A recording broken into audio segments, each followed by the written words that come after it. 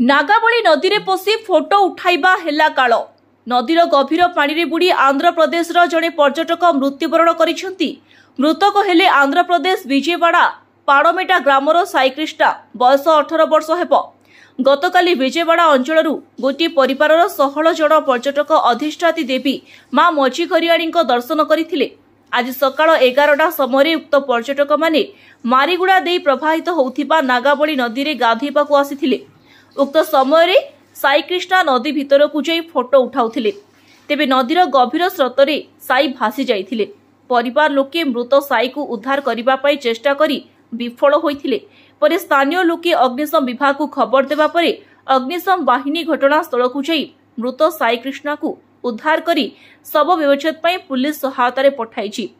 तेबे झोलापोल निकटस्थ नागावली नदी अंचल को प्रशासन पक्षरु निषेधांचल घोषणा करा जाइथिले हे प्रति वर्ष पर्यटक माने नदी रे बुड़ी मृत्युवरण करुछंती। Bureau report TV5 Odia.